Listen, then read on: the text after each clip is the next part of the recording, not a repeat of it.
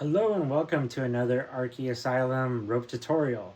I'm your host, Mr. Joker, 40 on FetLife. Today is going to be a tutorial I've done in the past, the HIshi Karada diamond dress, but I'm going to do it a little bit different. I seen somebody do this design earlier, and I was like, that's an interesting way to do it, but it's actually very scary and could be very high risk appropriate too. So I will show you how they do it, and then I will go ahead and I'll show you a better way to do it so it's a lot safer for you. So I got the rope here. I got Juliet here, who's my willing participant for today. All we want to do is find the middle of a rope. The way I tie my rope is I always have the middle of my rope here. So I pull that out. As you know, you find the ends, find the middle of your rope. Okay, so the middle of the rope here, I'm going exactly how they did this on their video. So take the half of the rope, put it in the neck, back of the neck here, right? And then they were doing half hitches or flat knots. So this rope here will stay straight continuously the whole way down. They were going up, over, and down, just like a shoe, like you tie your shoe. Same thing. And they had it, you do 4 of them. That. 3.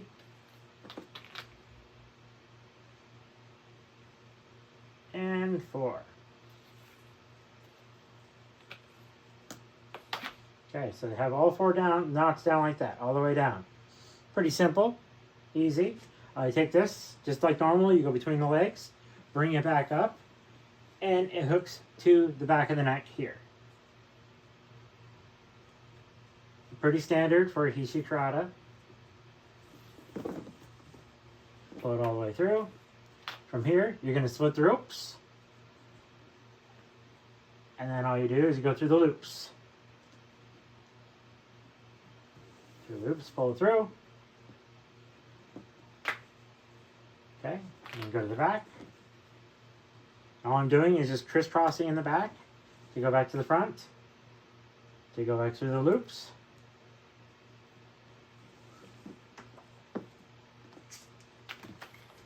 Going across, in the back through the loops again, as you can see, creating that diamond pattern, crisscross, back to the front, just like that.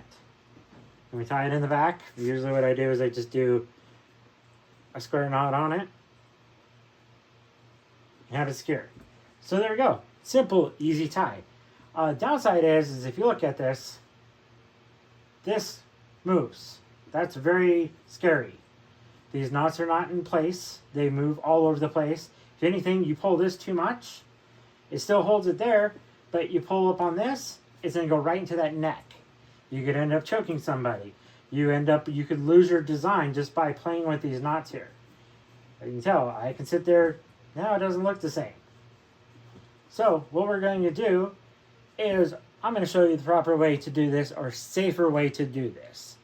Okay, so without further ado, we're going to go ahead and we're going to get Juliet undressed, and then we'll restart.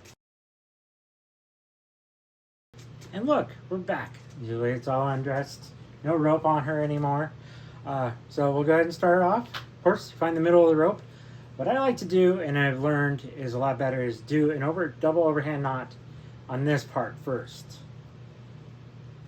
So you have that knot there, because what happens is with that rope leaning on the back here, when you pull it down on the back, it causes that front to go up. This will help secure it in a better spot. So, like before, we're just going to take this knot, and we're going to put it directly behind the neck. From here, we're going to do double overhand knots down the body. 4 to 5, depending on where you want your placement. So, double overhand knot is easy. So you go like this, over the rope, and through.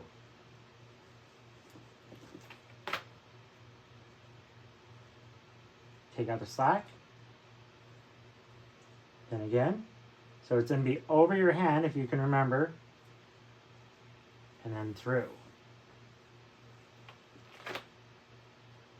And what you want to do is you want to visualize where you want these at, because this is going to split off. So again, over the hand.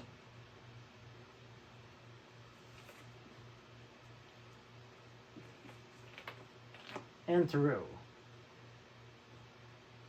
Over the hand.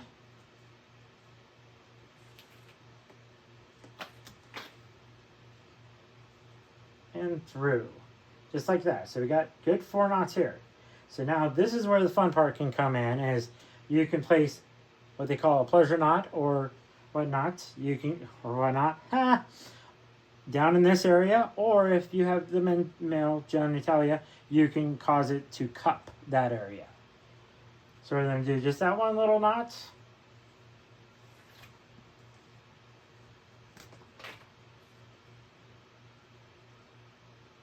A little bit of adjustment.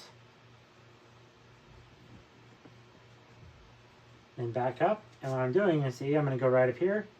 How that knot is already there. And it holds it right there.